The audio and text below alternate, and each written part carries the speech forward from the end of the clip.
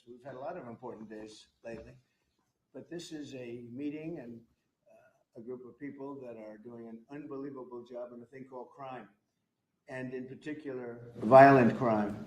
Today, we're going to be discussing it. And I watched as a very incompetent mayor from Chicago said, well, what do they know? They only arrested 9 people. I said, 9 people? We didn't arrest 9 people. We actually arrested a total of well over 1,000 people. We took hundreds of guns away from young kids that were throwing them around like it was candy. We apprehended scores of illegal aliens. We seized dozens of illegal firearms. There have been 0 murders. It sounds sort of terrible to say. It's embarrassing. I did this over the weekend. I'm making a speech, and I acted like I was so proud.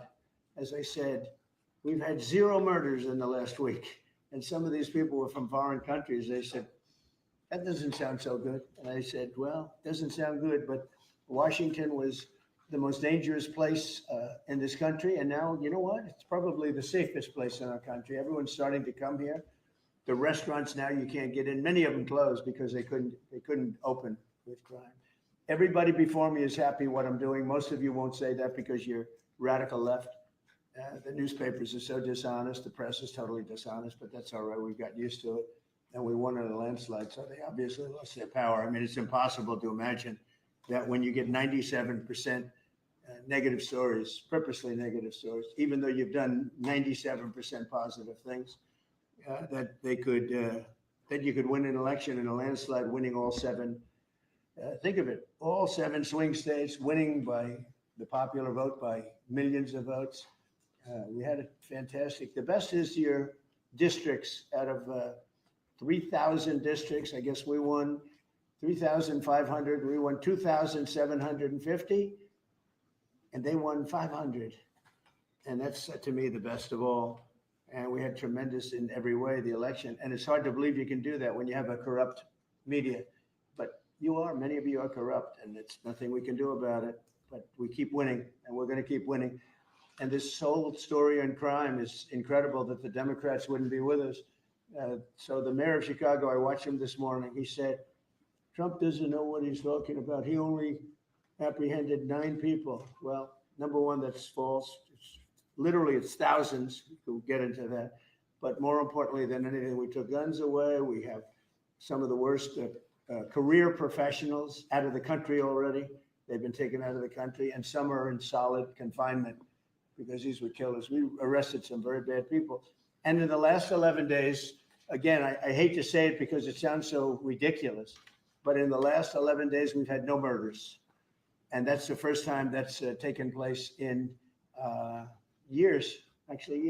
We always have a murder a week. They call it a murder a week. You come here from Iowa, you come here from Indiana, you come here from Idaho, because you're so proud of your country, you love your country, and then you get murdered. Your son gets murdered, your daughter gets murdered, you get murdered. See the media, you get murdered. Many of you have been mugged in Washington. You just don't want to talk about it. And I know that every time I do this with you, you almost everything, but every time I do this with you, people are saying to yourselves, he's right, and then you write a negative story. But we are doing an incredible job. The people behind me are amazing. We're working very well with the Washington police, as you know. The DC National Guard is unbelievable. We're also getting tremendous help from Secret Service. And we are at a point where Washington is booming again. People are pouring in like we haven't seen for years. Nobody wanted to come here. They didn't want to come here and get murdered. I have a friend of mine who has a very successful son. And I said, where is your son going to be this weekend? He said, he's going to Washington with his friends. I said, really? Yeah, he's wanted to do it for 4 years, but he couldn't do it because it was so unsafe. And he's a tough kid, too. It's so unsafe.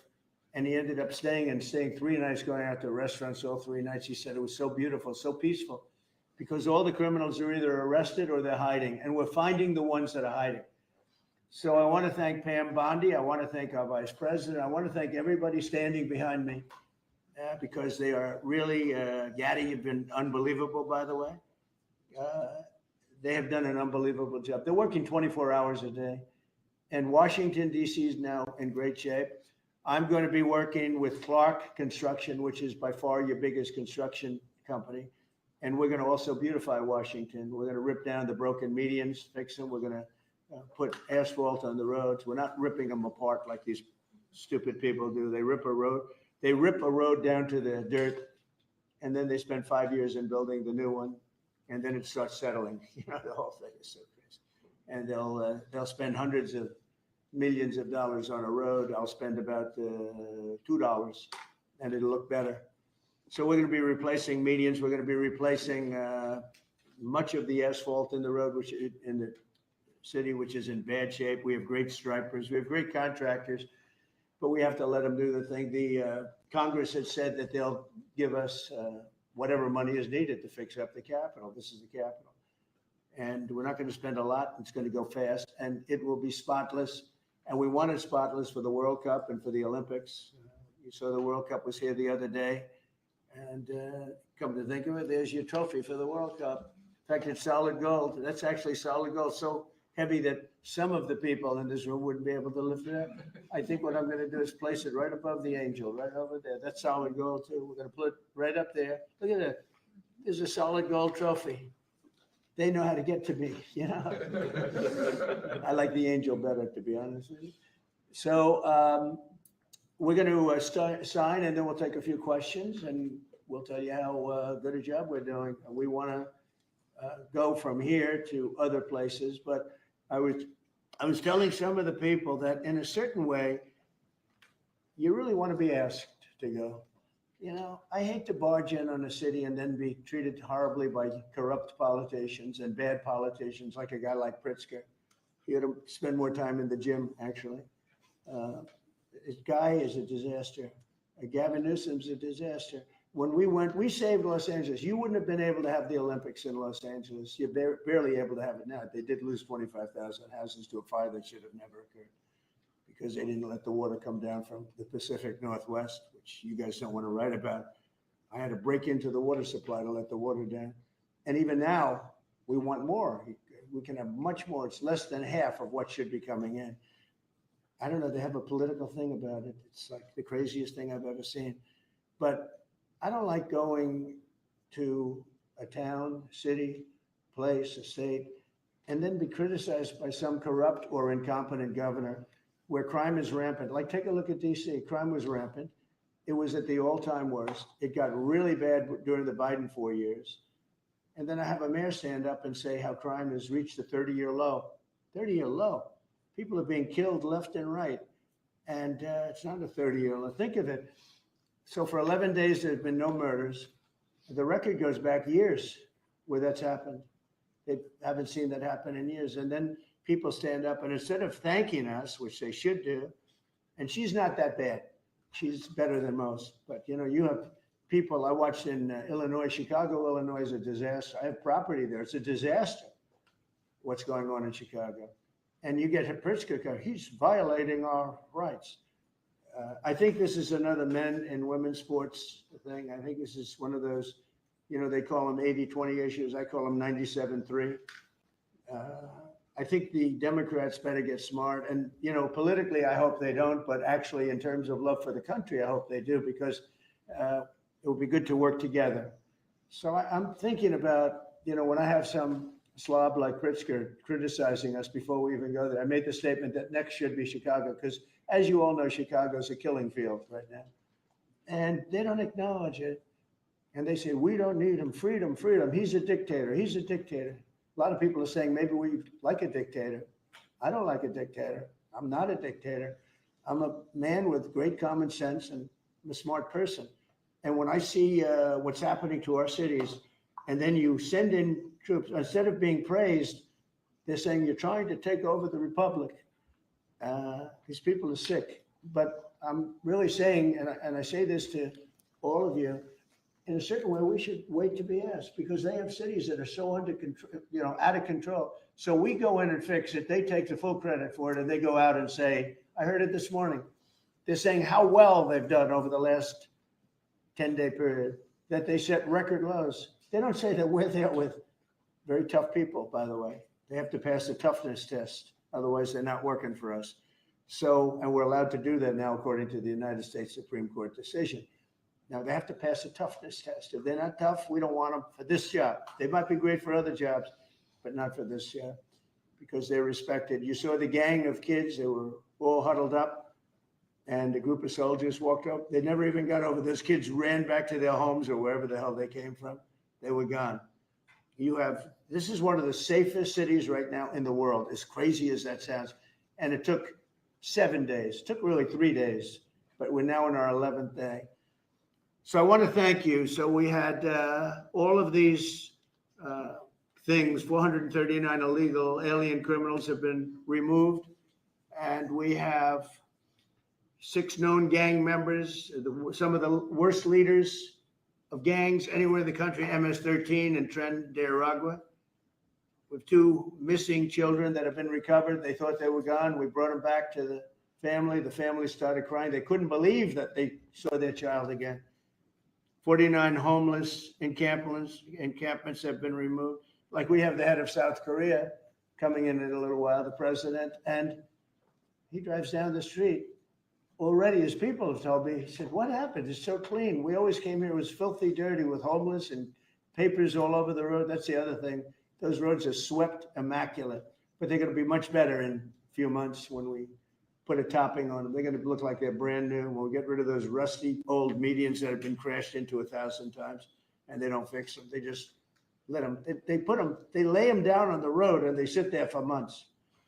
But we don't do that. We don't run things. We run things like we run this. We like clean, we like beautiful, and we like safe, and that's what we're getting. So I'll start signing the executive orders. To me, this is a very, very big deal. One of the executive orders has to do with cashless bail. That was when the big crime in this country started. And I can tell you who did it, when, but I don't want to do that because others followed pretty quickly. But that was when it happened. Somebody kills somebody, they go in, don't worry about it, no cash, come back in a couple of months, we'll give you a trial. You never see the person again. And I mean, they kill people and they get out, cashless bail. They thought it was discriminatory to make people put up money because they just killed 3 people lying on a street. Any street all over the country, cashless bail. We're ending it, but we're starting by ending it in DC, and that we have the right to do through federalization. Okay, let's go. Could I ask you to say exactly what this is? Of course. So as you've consistently identified, sir, cashless bail policies are a key driver of the disorder we see on city streets all over America. Catch and release system allows criminals to keep going back out onto the street and reoffending. What this executive order does, it charges your attorney general with identifying jurisdictions all over the country that have cashless bail policies. And then it withholds or revokes federal funds and grants that are flowing to those jurisdictions to ensure that we're only supporting the people who have reasonable common sense policies around crime. So what area does it cover? Potentially anywhere that has a cashless bail policy. So some of the largest cities, some of the most left-wing states in America. Almost all of them, right? Illinois would be a great example of that, sir. Oh, they have a great cashless bail. You don't even have to go to court sometimes. No, Illinois, I love that state. It's a great state, but it's run so badly by Pritzker. They threw him out of the family business and he becomes governor. Now he wants to run for president. I don't think that's going to happen. Okay, we'll sign right here, right? Sir. So important. And this isn't Republican, Democrat. This is, and by the way, most Democrats agree with this, but this is just, we got to bring our country back. Okay? That's a big one. Also on the issue of cashless bail, sir, this is a DC specific executive order. In addition to the measures that we're taking that are quite similar to what we're doing around the country, in DC in particular, the objective is holding as many criminal defendants in federal custody and subjecting them to federal charges as possible. That means that they'll be held pre-trial in federal jail as opposed to just being cut back out on the streets due to a cashless bail policy. Okay. And we have the room. And by the way, the prison they have in DC is horrible. It's horrible. People were subjected to live in that dog trap for so long, so unfairly. I have stories, you'll be hearing about them. That prison is horrible. Okay. This is an executive order that contains a number of additional measures relating to crime and law enforcement in Washington, D.C. It charges, for example, your Secretary of Defense with establishing specialized units in both the D.C. National Guard and the National Guard units around the country, specifically trained and equipped to deal with public order issues. It charges all of your various federal law enforcement agencies with hiring additional personnel to allow them to surge personnel to Washington, D.C. to deal with the current emergency here.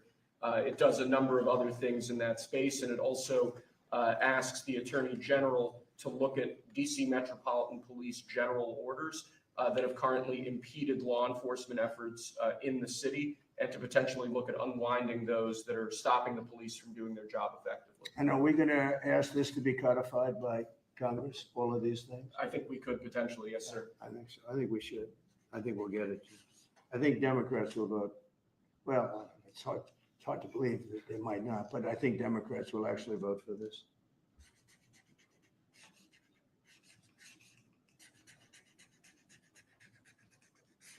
There's no auto pen that can do that. Right? Look at that, Pam. Is that a good signature? Seriously, is that a good signature? Who can write like that? Nobody. I don't know. That's the other thing. I assume we're looking at the whole auto pen scam. Sir. Because the person that ran it said he spoke to it briefly twice about nothing. That means that all those pardons that he gave to some very bad people, very unpatriotic people, very evil people, it looks to me like those pardons are worthless. Because number one, you shouldn't use an auto pen very specifically. But if you do, it has to be a very good reason. And they have to know that the president wanted it. The president didn't want this. The president didn't know he was alive, okay? He never approved any of this stuff. He wasn't for open borders and all the other things. He was never for open borders. I've known Biden a long time. He was never very sharp, but he was never in favor of open borders and all of the other things he did to destroy our country. Let's go. Lastly, sir, this is an executive order on flag burning. It charges your Attorney General. Would you listen to this? This is very important. Flag burning.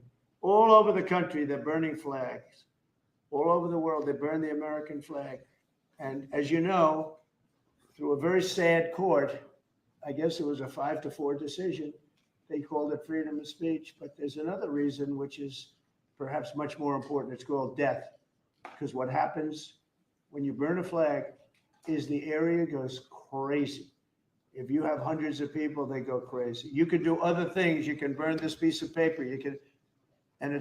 But when you burn the American flag, it incites riots at levels that we've never seen before. People go crazy. In a way, both ways. There are some that are going crazy for doing it. There are others that are angry about them doing it. Do you want to discuss that? Sure. So what the executive order does, sir, it charges your Department of Justice with investigating instances of flag burning, and then where there's evidence of criminal activity, where prosecution wouldn't fall afoul of the First Amendment, and instructs the Department of Justice to prosecute those who are engaged in these instances of flag burning.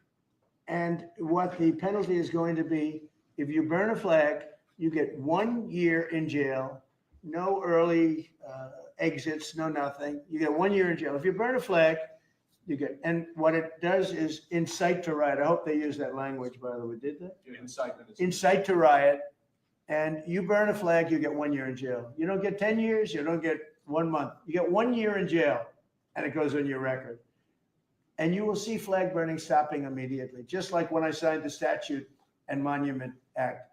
10 years in jail if you hurt any of our beautiful monuments. Everybody left town. They were gone. Never had a problem after that. It's pretty amazing. We stopped it. But this is something that's, I don't know, in a certain way, it's equally as important. Some people would say it's more important because the people in this country don't want to see our American flag burned and spit on. And by people that are, in many cases, paid agitators. They're paid by the radical left to do it. You talk to these people, they don't even know, half of them don't even know what they're doing. They say, I don't know, they gave me money to do this. I see the same things that you do. They're bad people. They're trying to destroy our nation. That's not working because I think our nation now is the most respected nation anywhere in the world by far. You saw that with the European leaders on Friday.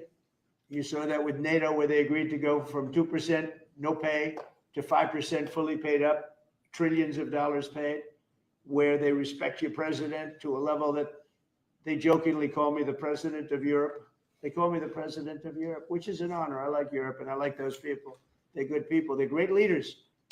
And we've never had a case where 7 plus really 28, essentially 38 countries were represented here the other day. 38 European countries were represented. European and other countries were represented. And it was a great meeting. But your country is respected again. I say it all the time. 1 year ago, our country was dead. Everybody said it. We had a dead country. We were not going to survive. Now we have the hottest country anywhere in the world. So it's an honor to be involved. And this group has a lot to do with it, right behind me.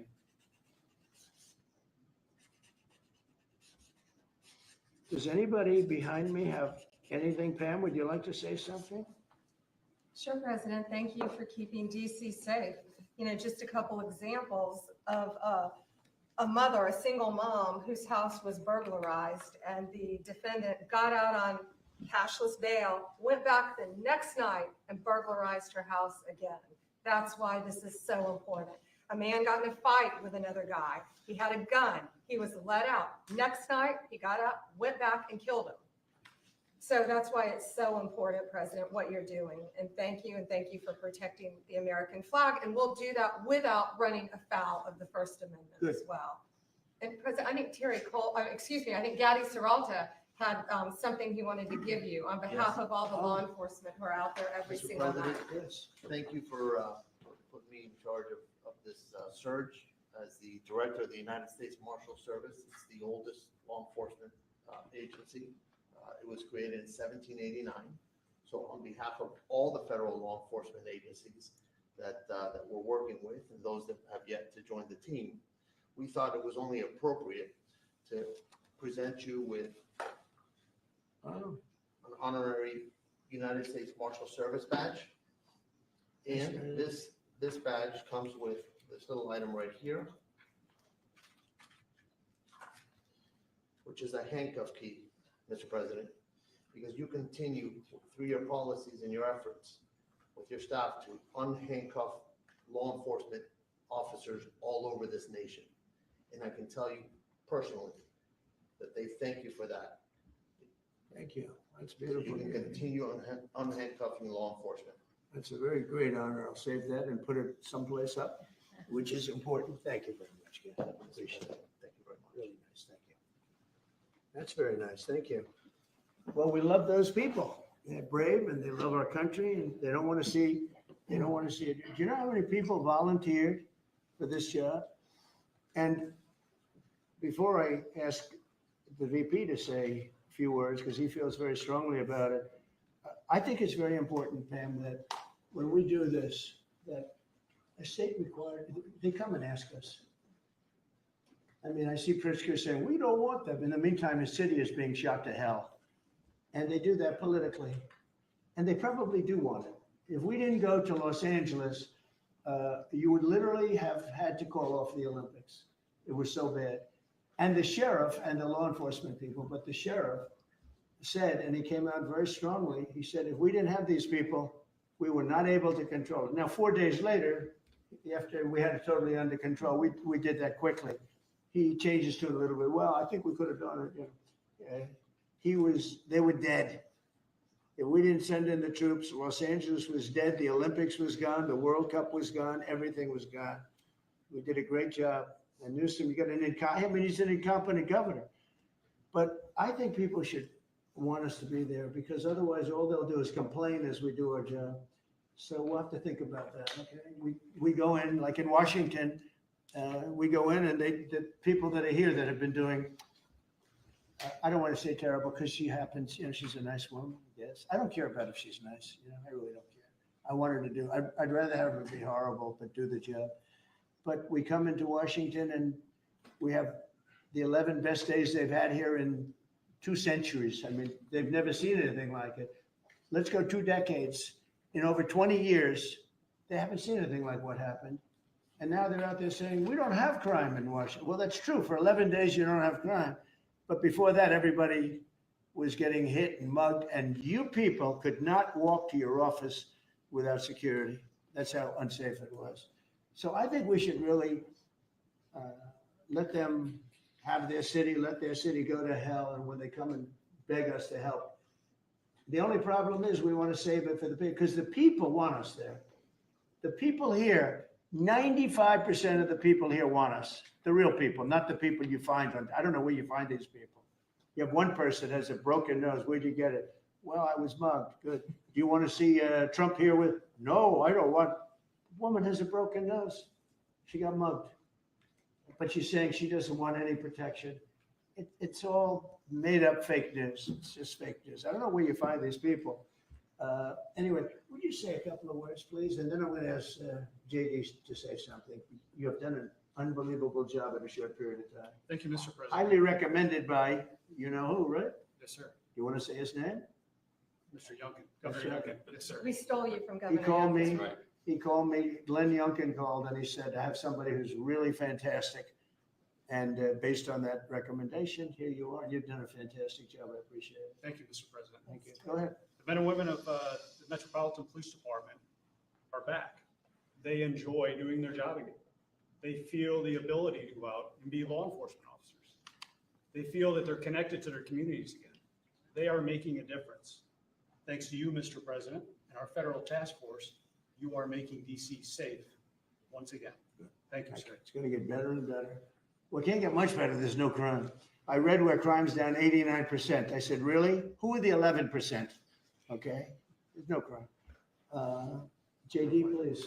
Yes, sir. Well, thanks, Mr. President. Thanks to the incredible team here. You know, I want to echo something the president said, where you say there haven't been murders in a couple of weeks in DC, and it doesn't sound good, but then you talk to local law enforcement, and I didn't realize that this town averaged one murder every other day for the last 20, 30 years, which means that in 2 short weeks, the president and the team have saved 6 or 7 lives, people who would have been killed on the streets of DC, who are now living, breathing, spending time with their families, because the president had the willpower to say, no more. We're not going to give the streets of DC over to vagrants and robbers and murderers. And the last point I want to make, sir, to your point about, we want people to welcome us, to ask us, because look at Governor Pritzker in Illinois, or Governor Newsom in Los Angeles, or Governor Moore in Maryland.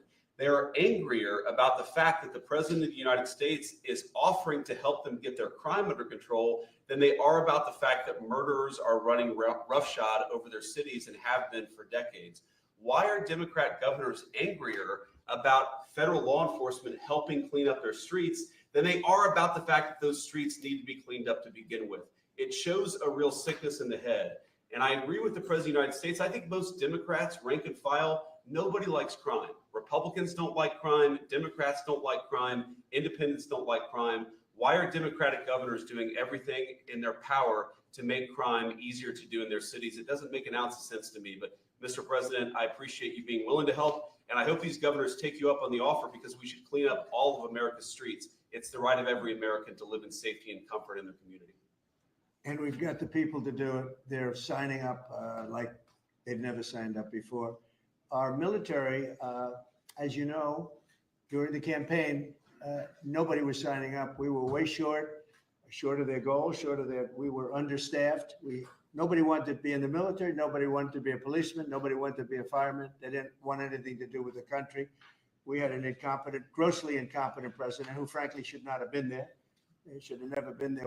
The damage he did to this country is incalculable. I mean, just what he has done. So much of our effort are getting murderers and jailbirds and people out of this country who are drug dealers at the highest level. So much of the energy of people that he let in, it was an unforced error.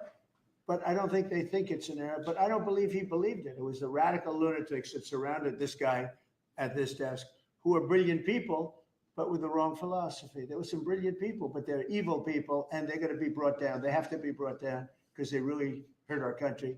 But we're getting it back very quickly. And I'll tell you something, our country's now is stronger. I think we're more respected than we've been respected in 100 years. It's a whole different ballgame. JD, could I ask you, Yes, sir. you gave a stat on murders here. What were the numbers? You said in a short period of time, how many people were murdered? Local law enforcement told me, sir, that in the past 20 or 30 years, DC has averaged a murder every other day. That's, 200 murders a year, 150, 250, but about every other day, a person has been killed on the streets of Washington, DC. We've been doing this for 2 weeks. 0 people killed. That's real lives saved that the media and frankly, the entire Democratic Party should be saying, thank you for saving lives instead of attacking the President of the United States for doing so. When a person, unfortunately, will probably happen at some point when a person's murdered in DC, it's going to be the biggest story maybe in history. Right? Yes, sir. Somebody was murdered in DC. Trump is failing. No, we're not failing. We have a safe city. This is maybe the safest city in America right now. That's how good it is. And it would be nice to be appreciated. These people eventually, they're going to have to be appreciated for what they're doing. And they're going to have to be appreciated by the officials that are really happy when we go in because they've lost control of their place. Steve Miller, please say a few words. Thank you, sir. So just to, first of all, follow up on what the Vice President said. No police officer working in the city can remember a time in their lives when there has been no murders. You can work at the police department for 20 years, 30 years, your whole life. We've checked the records. No one can even find a record of being murder-free for as long as you've been murder-free under President Trump's leadership. Additionally, and the President spoke about this before, we've uncovered, in the process of uncovering, a massive scandal in Washington, D.C. with the doctoring of crime stats. And the Department of Justice, under the Attorney General, is leading the effort to uncover this. But when we ultimately share the results, it will stun you. The extent to which, even though D.C. had the worst crime in America, honestly measured, it dramatically understated how bad it was. There's even accusations that murders and homicides were reported as accidents instead of murders. I mean, this is how severe the manipulation of the crime data has been in the city, and it will all be uncovered and it will all be brought to light. I've had a chance to spend some time, as is everyone here, with the police officers in the city. Members of the public are going up to them and thanking them, just overflowing with gratitude, because for the first time in their lives, they can use the parks, they can walk on the streets. You have people who can walk freely at night without having to worry about being robbed or mugged. They're wearing their watches again. They're wearing jewelry again. They're carrying purses again. People had changed their whole lives in this city for fear of being murdered, mugged, and carjacked. It is a literal statement that President Trump has freed 700,000 people in this city who are living under the rule of criminals and thugs. And the last thing I'll say is that under the efforts of Terry, to my left and many here, what they found also is that the street criminals here in Washington, D.C. were doing business directly with the transnational criminal cartels, the foreign terrorist organizations. So not only was the city being run by these criminal thugs, but they were working with some of the most dangerous terrorist organizations on the planet to traffic weapons and drugs into this city. And what we are uncovering every day is shocking to us, and we look forward to sharing all the results with you. But President Trump, your leadership has uncovered some of the great public safety scandals of our life, and now because of you, people are safe and free for the first time ever in the city. Thank you very much, Steve. In Los Angeles, Beverly Hills is, great place. I have a house there. I had a house there. I used to stay a lot of time, spend a lot of time there, and a great place. Do you know that I have friends, they leave their trunk open for their car because they know they're going to be vandalized. They don't want the trunk ripped off in order for them to steal what's in the back.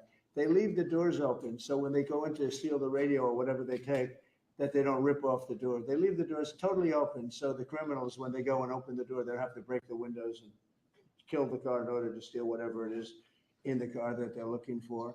And that's at a level that nobody's ever seen before. Nobody lives like that. I have another friend, he has a garage, and in order to save his garage door, he leaves it open so that people can just walk into his garage, take whatever they want, and leave. But all the cars so many cars, I've been told this by many people, stars, big people, they leave their doors open so the doors aren't destroyed by these criminals. All over Los Angeles, this is taking place. And you know that. I mean, you've heard that. Christy, could you say a few words? Sure. Well, Mr. President, I think one of the most impactful statistics that you used today was of the 1,000 arrests that have happened already so far, 439 of them were illegal criminals, which means they never should have been in this country to begin with. But they were in this country, invaded over our southern border or our northern border or maritime seas, and then they committed crimes against the American people. So by getting those individuals incarcerated, we've stopped those violent crimes from happening here in the city. And sir, they do, exactly like Stephen was talking, they have ties to cartels. They have networks across this country and other cities. So by what you're doing here is gonna have a ripple effect in Miami, in Chicago, in other cities, because you're grabbing those networks and giving us information and targeting information to go and get more criminals across this country. So thank you for the work that you're doing. We have ICE and CBP, Federal Protective Services, Secret Service, HSI, all of our officers are working with all the other agencies every day here in DC, and they're so proud to have this kind of partnership. So Yeah. they're so glad that you're letting them do their jobs again. And I don't know if you've heard, sir, but the recruitment campaign for ICE, when we were going to hire 10,000 new officers, we've got over 130,000 people that have applied and raised their hands and said they want to work with ICE. So no matter what the fake news says or what the media says about ICE not having support, they've got incredible support from the American people. People want to join them and help them do what they're doing to make America safe again. So And thank you for the I was going to opportunity. say that our recruitment drive, it was dead. During the campaign, they couldn't get, every story was the Army can't fill up, the Marines, none of them could fill up. They were way behind. We couldn't get anybody to go into the military, couldn't get any police. We have just set records on everybody wants to be in, everybody wants to go in. And we're taking incredible people. I mean, the level of, because of the Supreme Court, it's based on merit. It's all based on merit now. It's not based on anything else. You gotta, if you need strong people, you have to get strong people. It's all based on merit. But we're setting records in the Army, Navy, Air Force, Marines, the Coast Guard. One of my favorites, because I happen to have created it, Space Force. We're very proud of Space Force. It's amazing what it's doing. We're leading in space now. China was killing us. Russia was beating us. China was killing us. We're now killing China. We are leading in space by a lot because of Space Force. So we're very proud. But everybody wants to go in. We went from not, and you know how bad that is for the spirit when every story that you were writing a year ago was that nobody wants to go into the military anymore. And if you're in the military, you know how deflating that is. You go home to your family. Nobody wants a job that you have. Well, now it's the opposite. Everybody wants to be there. And that includes police and fire and everything else.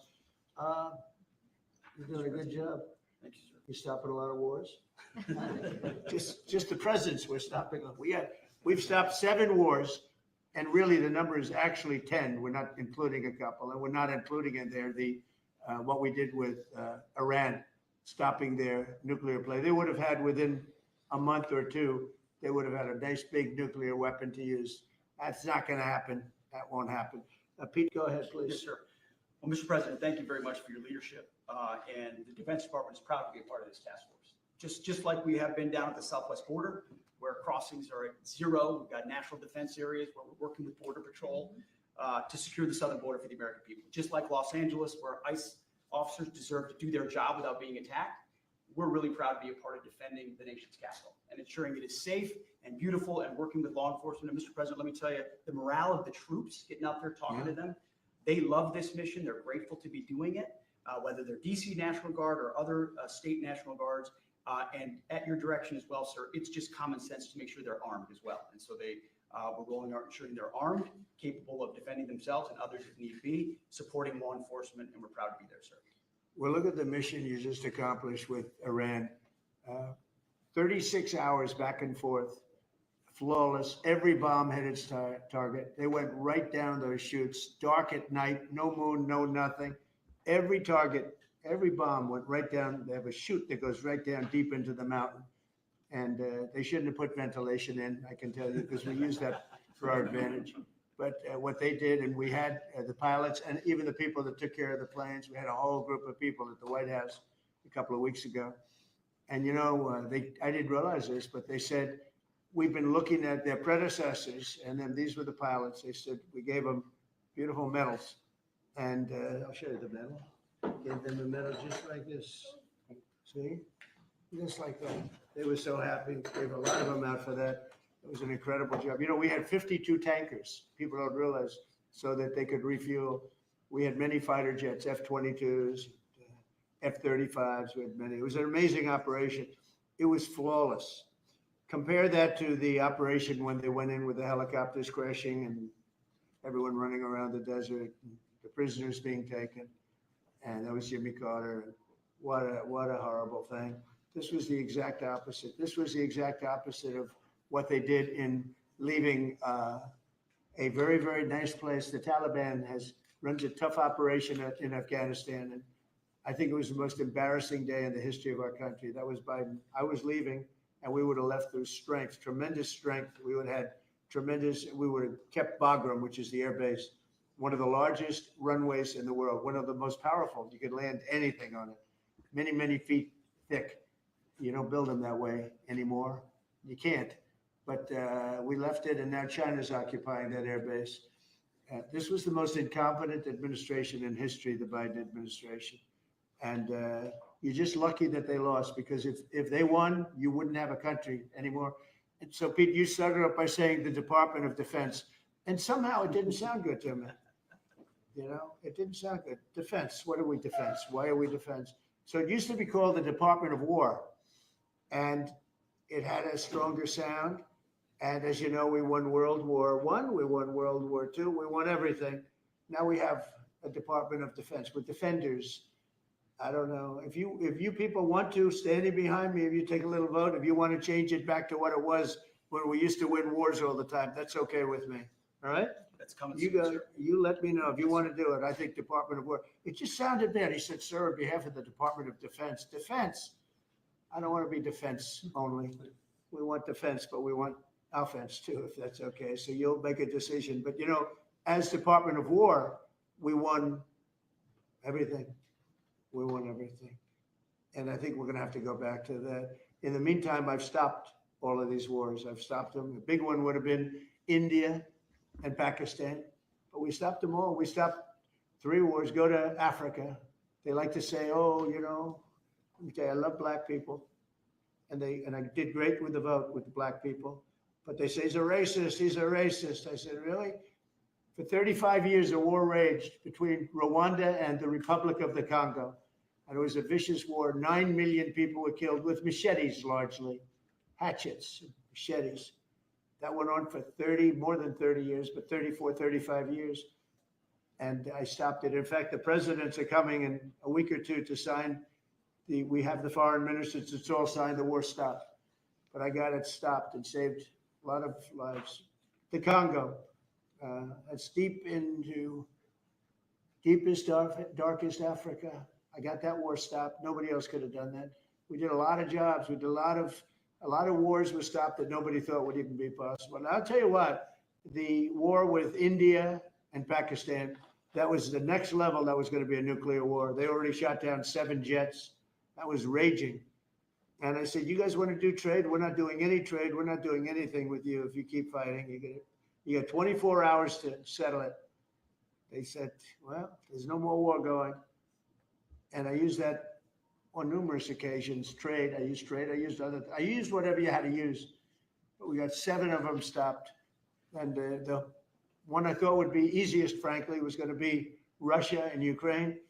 But that turns out to be some big personality conflicts. It's one of those things. But we're going to get that stopped eventually. We're going to get that stopped too. 7,000 soldiers died last week. Think of that, 7,000. I usually say 5,000, but 7,221 soldiers died last week in the fight between Ukraine and Russia. And they're not our soldiers, but they're souls. They're living souls, and they leave their homes and they wave to their parents, and their parents are so proud as they leave in a beautiful uniform, and a week later they get their head blown off by a drone. New form of military. It's a whole new form of fighting. So I would just like to thank the people that are behind me. Thank you very much. You've done a fantastic job. I appreciate it very much. We're doing a real job, and I'm so proud of DC. I passed it 2 days ago, and all the garbage is off the streets. It's terrible. I came in a month and a half ago, I'm driving down and I see garbage all over the place. The streets were a pigsty, like I won't use the city's names, but you know what I'm talking about. There are plenty of them outside of this country and inside of this country. Baltimore is a horrible, horrible deathbed. It's a deathbed. I know Governor Moore said, oh, he wants to take a walk with me. He meant it in a derogatory tone. I said, no, I'm the president of the United States. Clean up your crime and I'll walk with you. But it's tremendous crime. But he was trying to be derogatory. He doesn't have what it takes. But he's trying to be derogatory. And I met him at the Army-Navy game. They said, oh, there's Governor Moore. He'd love to see you. He came over to me, he hugged me, shook my hand. You were there. He said, sir, you're the greatest president of my lifetime. I said, it's really nice that you say that. I'd love you to say it publicly, but I don't think you can do that, so it's okay. But no, sir, you're doing a fantastic job. I want to just shake your hand. Thank you very much, Governor. That was it. And then every time I see him on television, he's knocking the hell out of me. So, but that's all right. That's called politics. But Governor Moore's he's doing a bad job. Newsom's doing a bad job. All of their potential candidates are doing a bad job. I can't imagine Pritzker being even a candidate, but somebody said he is. He can't do the work, can't do the job. He's not temperamentally suited. So I just want to thank you all for being here. Do you have some questions? Yes, sir. Is the Pentagon, and maybe the Secretary of Defense can weigh into, is the Pentagon preparing for military deployment to Chicago? And with what you said there, are you waiting for the government? We're ready to go anywhere. We have Do you want him to call a you, though? full complement of great human beings. We're full. You know, our military is full. We were way empty 1 year ago. Now we're full. So we can go anywhere on less than 24 hours notice. Are you waiting for the government? And we're doing a lot to interdict, to stop drugs from coming in too. We have ships out on sea. You know, we have nobody coming through our border anymore. Nobody. Doesn't that feel good to know that you don't have prisoners coming in and, you know, killers, murderers? We had 11,888 murderers come in, let in by the Biden administration. Many of them have been captured, but we still have a couple of thousand that are out there. Some of them, 50% of them killed more than one person, okay? But a lot of them have been captured. What they've done to our country, these people that circle this moron that we had behind this desk, what they've done to our country is unthinkable. It's unthinkable.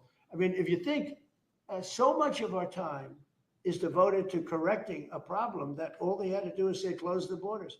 Remember when he said, well, I have no power to close the border. I have to go back and get an act from Congress. I didn't get an act from Congress. I came in, I said, close the borders. And Tom Homan, who's not here, has been fantastic, Christy, right? Yes. Tom Homan is great. He's a fantastic man and respected by everybody. But I said, Tom, close the borders. Christy, close the borders.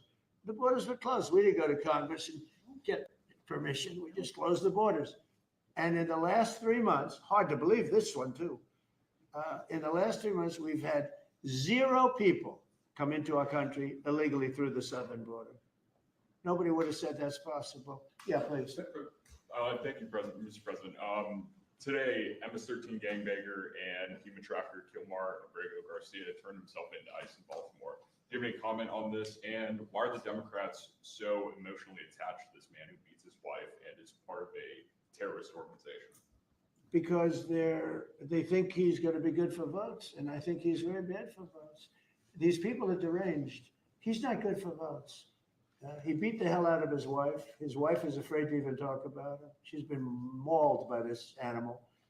And, you know, through a system of liberal courts, you know, he's doing things. But, no, we have that under control. And Pam has got that very much under control. Do you want to comment on it? No, we've got him under control. He will no longer terrorize our country. He's currently charged with human smuggling, including children.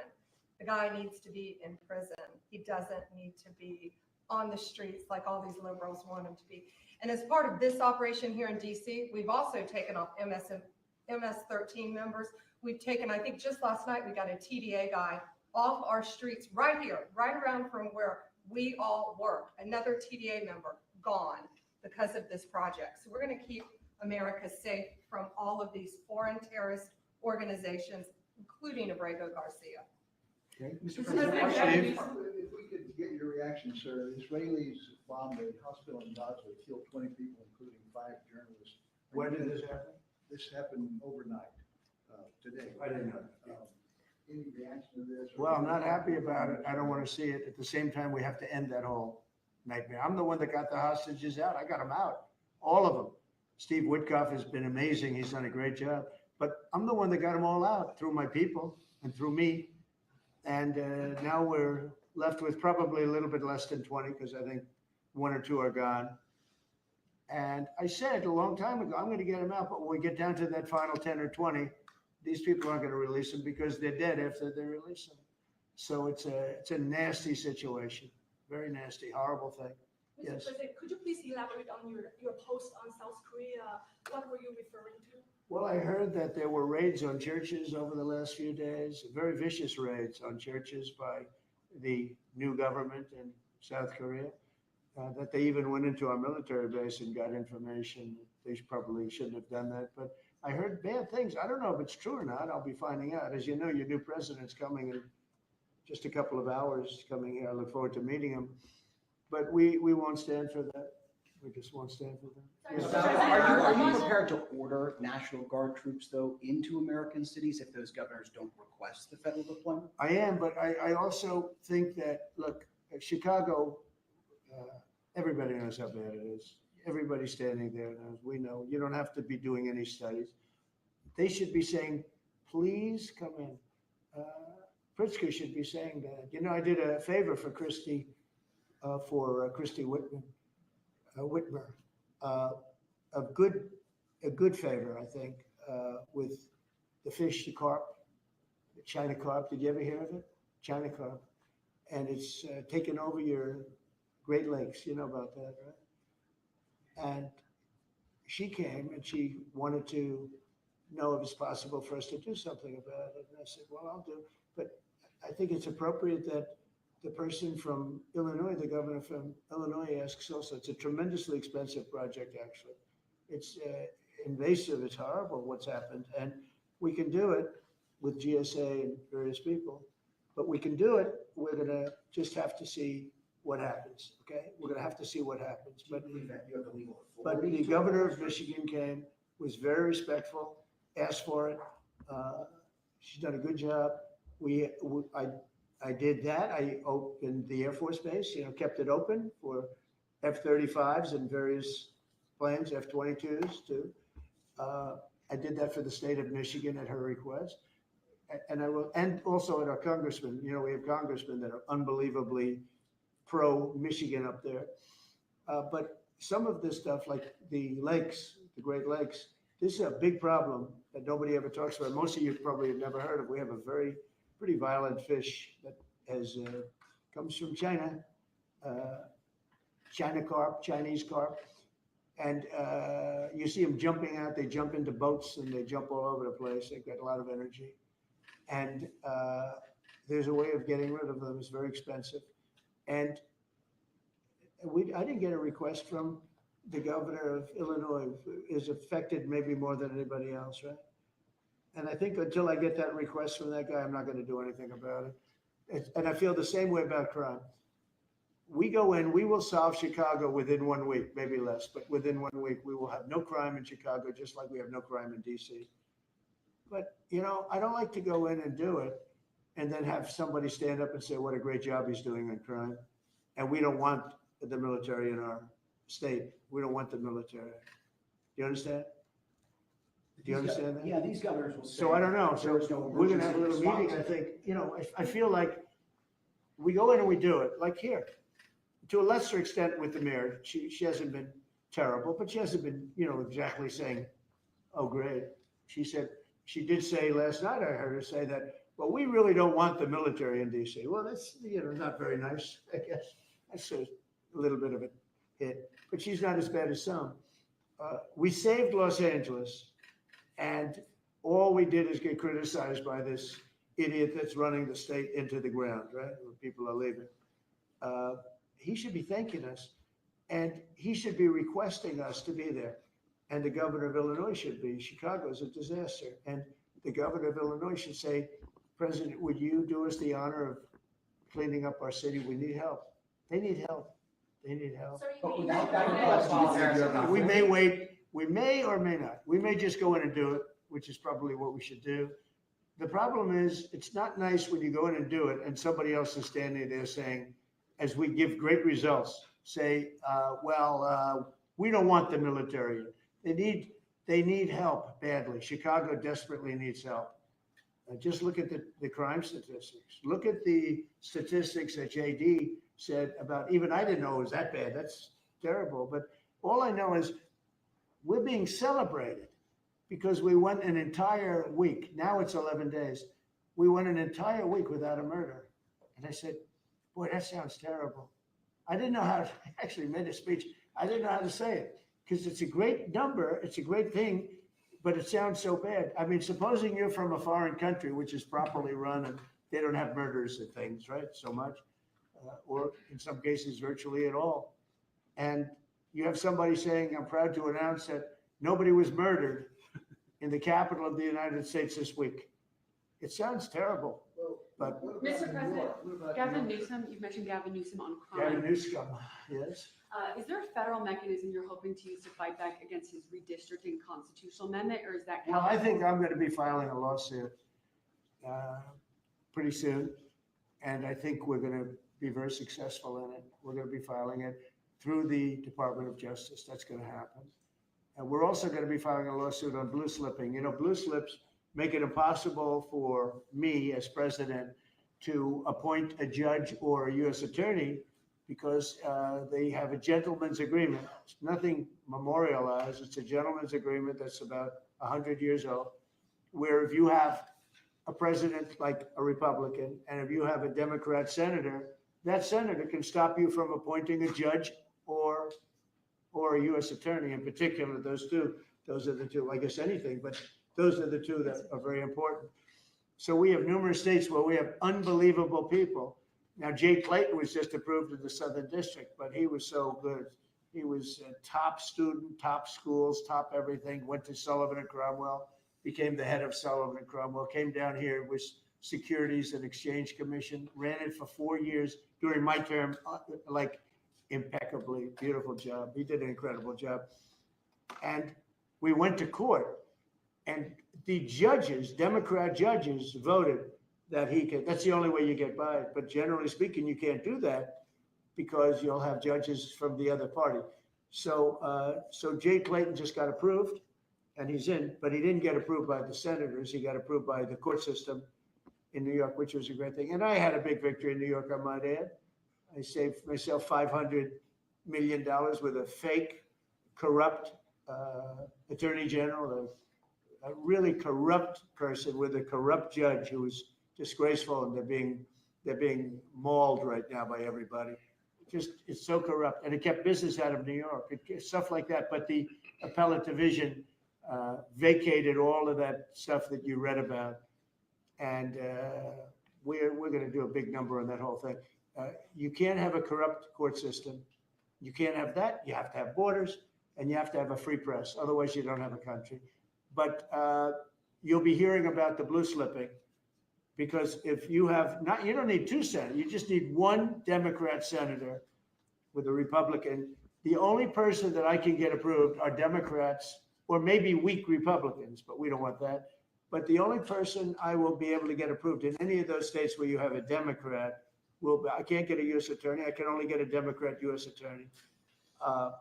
And this is based on an old custom. It's not based on law, and I think it's unconstitutional. And I'll probably be filing a suit on that pretty soon. Yeah, please. During the campaign, you called Kamala Harris a communist. For the Biden-Harris administration, they never called for nationalizing a private company with the federal government like you're proposing with Intel.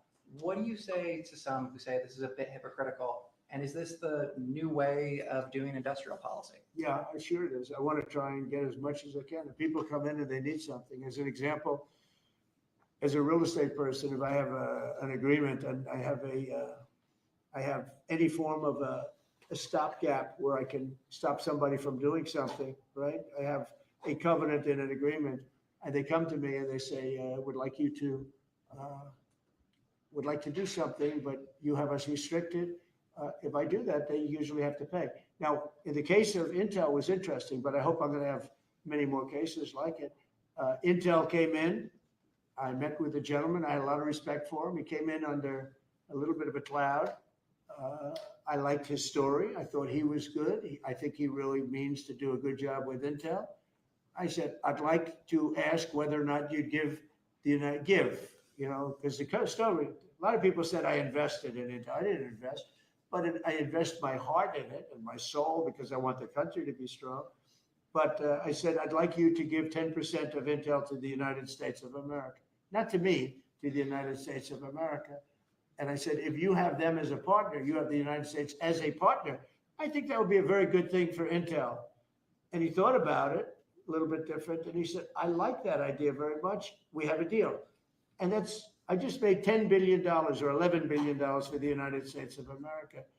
And yeah, there will be other cases. If I have that opportunity again, I would do that. And then, you do have stupid people say, oh, that's a shame. It's not a shame. It's called business. If somebody's willing to give you 10% of a company and you're not paying for it, and I will tell you, with a company like Intel, as you know, it's had difficulty. I want them to do well. I want them to do well anyway, but I want them to do well in particular then. But isn't public ownership of a private company a new way of doing business in the business of the United States? Isn't that what you were So are tariffs. So as you know, the stock market went up almost 1,000 points on Friday. And it went up not because of this very, I think, terrible, hello, who is that back there? Get out of the room. It went up because of something much different. It went up because it was announced, CBO announced the numbers, and as you know, they gave no credit to tariffs. They said they made a mistake, that the trade deficit will be reduced because of Trump's tariffs, will be reduced by $4 trillion, right? Is that what they said, right? They said $4 trillion, and the market went up like a rocket ship because the tariffs are good. Well, tariffs aren't that usual. If the 7 wars I stopped, 4 of them were because of the fact that I had tariffs and trade. And I was able to say, well, if you do this, if you go fight and you want to kill everybody, that's okay.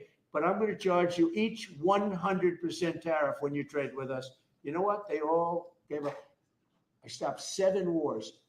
Numerous of them was because of tariffs. So, you never knew the word tariff. It didn't exist really, essentially, in this country until actually in the 1870s up till 1913 it existed. And we were the richest country. We were richer then, proportionately, than at any time in the history of our country. And then, stupidly, in 1913, they said, let's go to the income tax way of life. Let the people pay instead of foreign countries. No. We're taking in trillions of dollars in tariffs, and we're stopping wars because of tariffs. So that's not so normal either. But you know what? Other countries did it to us, and now we're doing it to other countries. You ruled out boots on the ground in Ukraine, but how would air support as part of a security guarantee be any different? Those U.S. Well, you really went from one question to the next. You go from one. I expected it at least challenge you. Now we're talking about boots on the ground. But U.S. air assets over the skies of Ukraine as part of a security guarantee. Wouldn't those U.S. airmen also be Well, in you danger? don't know what security guarantee is because we haven't even discussed the specifics of it. And we'll see. Number one, Europe is going to give them significant security guarantees, and they should because they're right there. But we'll be involved from the standpoint of backup. We're going to help them. And I think if we get a deal, and I think we will, but if we get a deal, you're not going to, I don't believe you're going to have much of a problem. But we'll back it up because I want to stop seeing people being killed. When Biden was here, he gave $350 billion. You know this from covering business. $350 billion to Ukraine. I said that Zelensky's the greatest salesman I think I've ever met, better than P.T. Barnum, because he'd come to the country, he'd walk out with $50 billion every time. He actually came here once, he walked out with $100 billion. We're up to $350 billion. I got $1 trillion worth of rare earth that we have from the country because I felt badly for our taxpayer. But I did something else at the NATO meeting. They are wealthy countries, but they weren't paying. And we don't pay any money to Ukraine anymore. Do you know that? In fact, it's the opposite. They request through NATO, we deal with NATO. We don't deal really with Ukraine. NATO requests missiles. They want Patriots. They want missiles. We give the missiles to NATO. NATO pays us in full and does what they want. I mean, I think they give them mostly they can do other things with them too, because we're dealing with NATO. We pay no money to Ukraine. We gave $350 billion to Ukraine. You know, if we didn't give that kind of money, and I was the one that gave the javelins, if you remember. I gave the javelins. They were very effective. They say Obama gave sheets and Trump gave javelins. They were very effective with those tanks right at the beginning. But you would have never had a war if I were president. You would have never had a war. Just to finish, we spend no money on Ukraine anymore. We were getting fleeced by a president that didn't know what he was doing. To be honest, I don't blame Ukraine. I mean, if they come and ask for $100 billion, then they get it. But we were in for $350 billion. Now we make money. I don't want to make money on Ukraine. I want the war to end because I want to save all those lives. I want to just say, but just so you understand, we're no longer losing money on that thing. We were losing money hand over fist. And now we don't lose any money. Now we sell weapons to NATO. Because NATO agreed, because of me, to go to 5%. They had 2% and didn't pay. Now they have 5% and they're all paid up. So they have trillions of dollars and they give us that money. But I really want the war to end, and we're going to get it ended. Mr. President, the One Piece is an historic summit here with Ukrainian President Zelensky and European leaders all met here with you at the White House. You said you wanted to get this done bilateral as soon as possible. Have you spoken to Putin since last Monday? Yeah, I have. What is your conversation? Or can you share? Every conversation I have with him is a good conversation. And then unfortunately, a bomb is loaded up into Kiev or someplace, and then I get very angry about it. I think we're going to get the war done.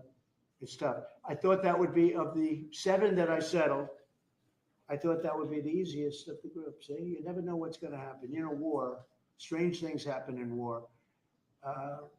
The fact that he went to Alaska, our country, I think was a big statement that he wants to get it done. That was not easy for him to go to Alaska, you know, for him to come here.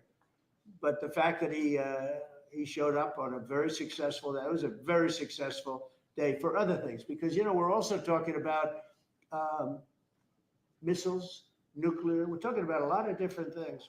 We're talking about limiting nuclear weapons. We'll get China into that. We have the most. Russia has the second most, and China has third, but China is way behind, but they'll catch us in 5 years. We would like to denuclearize. It's too much power. And we talked about that also. That's part of it. But we have to get the war over with. On Baltimore, sir. Thank you. On Baltimore, you said that you are going to have to reconsider bridge funding. Is that contingent on Westmore cleaning up the streets? No, we were very generous to him on a bridge. You know, a boat ran into a bridge and the bridge came down like I've never seen anything. The boat was it just shows you the mass of that boat, the power of that boat. You know, people were up on that bridge, painters, they were painting the bridge and they were watching it happen. And they thought they were very safe. They all died. They were painting the bridge. Can you imagine? And they watched the boat. The engines were off and they watched the boat, and the power of that boat, the mass of that boat went right through that steel, just like it was nothing. It's amazing. It's called mass. Mass is a big deal. But the mass of that boat, those people all died. But they thought they were totally safe. They were eating their lunch. They were, you know, whatever. They were watching it. They could have gotten off. Somebody did a very good job. A police officer called in and said, close the bridge. And he did it with power. Get everybody off the bridge, close that. That guy should get a medal because he stopped the bridge. A lot of people would have died. A lot more people would have died. The ones that died were the workers on the bridge. And they thought there was no danger because, you know, it's a big steel bridge. And it came down like toothpicks. It was incredible to watch that. It was just, and they died. They all died. But that police officer, again, the police do a great job. The police officer did an amazing job. And I heard the tapes. He would say, get everybody off. Most people wouldn't have said that. You know, when you see a thing like that, you assume it's gonna, you know, tap the bridge and it's gonna be rebuffed. The thing just came down. I've never seen anything like it. So he did a good job. In fact, I think we should get him in for a medal. The man that gave the warning, I listened to him. Everybody get off screaming. Everybody off. He had the sense to realize that this could be a catastrophe as opposed to a ship that because the engines weren't working. It was just floating. It's an amazing thing that a thing floating like that with no power just knocked it right down like it was nothing. So are Let's you do using- that. Let's give him a medal. I've been thinking about Are you- that. are you Mr. using- President, do you are plan you to using- investigate Chris Christie? Saying what? Do you plan to investigate Chris Christie? Look, Chris is a slob. Everybody knows it. I know Chris better than anybody in the room. I always felt he was guilty. But what he did is he took the George Washington Bridge, which is very serious. He closed down the George Washington Bridge. And you have medical people, you had ambulances caught up. This thing was closed down. And obviously he knew about it. But he blamed the young lady that worked for him and another person, and they got into a lot of trouble. She ultimately was, I don't know, exonerated, but she got out of it a little bit. But she went through hell. She was a young mother, nice person. I knew her a little bit. And another man went to jail, and Chris got off. And so when I listen to Chris speak his hate, I say, oh, what about the George Washington Bridge? You know, tell me about the George Washington Bridge. He blamed other people, but he knew all about it. So no, I don't know if they want to look at it. It's not for me. If they want to look at it, they can. You can ask Pam. I think we have other things to do, but I always thought he got away with murder. Mr. President, do you plan to make an endorsement in the Texas Senate race between Ken Paxton and John McCormick? Well, I'll make up my mind. I like them both. The worst situation I have is when I have two people that I get along with well. I hate it. And they all want the endorsement. You know, I'm almost 100% of the people I endorse win. It's a great honor. And I got, as you know, I got the largest vote in the history of Texas by far. Nobody's ever gotten more votes in the last election. I think in all the elections, the 3 elections, but they like me in Texas. So people are waiting for me, but I'd rather not comment on it right now. I like both guys. They're both friends of mine, and they're both good and very different. There's some talk among congressional Republicans about another reconciliation bill. Where do you fall on that, and what would you like to prioritize? Well, I don't want to do cutting. I want to save all the different things. I'm going to cut things that are unnecessary, but the one thing I said, and I gave my word, we're not going to hurt anybody on Medicaid, Medicare, or Social Security. And in fact, we're doing great on Social Security. We found 300,000 illegals on Social Security. We got them out. And, you know, things like that make Social Security very, very strong. So no, I am very big into certain things. And one of those 3, you could say 3 of those things are Medicare, Medicaid, Social Security. We're going to protect it. And so we'll see how everything works out. If we're talking about rescissions on other things, I'm always open to cost cutting. If we can cost cut, I like it, but nothing's going to happen to medical. We have something coming up, favored nations, where I'm going to be reducing drug prices by 1,500% where a pill that sells in Germany for $10 costs $150 here, because of the bad press. And I was all set to do it. And then we had the COVID come up and I had to focus on that because we had the greatest economy in history my first term. I will tell you that we are going to be doing numbers on the cost of drugs in this country that I'm not talking about a 20% decrease, which would be great. I'm talking about 1,000% decrease. We're talking about where a product would sell for $80 in Germany and $1,300 here. We're not going to do that. We were subsidizing the entire world, and we're not doing it anymore. I informed the drug companies. I informed the world. And if the world wants to, if countries in the world don't want to go along, then I'm going to put tariffs on those countries, and we'll make more money. But they have to go along with it. So this is moving along rapidly. Dr. Oz is in charge, Bobby's group, and they're doing very well. And we're getting great cooperation from the drug, because the drug companies know it's unfair. You know, for years they'd say, well, we had to do research and we had to do. I said, I don't care. You had to do research for these other countries also. They are ready to go, and I'm ready to go. And, you know, if I pull that off, there's no way a Republican we'll lose an election. There's no way. All right, one more question. Steve, what's this guy? He's the nicest guy I know, and he asked the most vicious questions. Why do you think President Putin is so reluctant to meet with President Zelensky? Because he doesn't like him. He doesn't like him. You know, they don't like. I have people I don't like. I don't like to meet with them. Sometimes I do like to meet with people I don't like. So how do you get him credit? They don't like. No, they don't like each other really.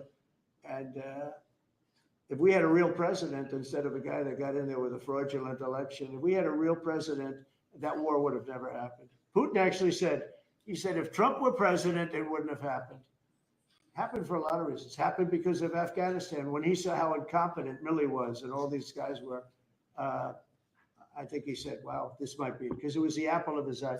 It would have never happened if I were president.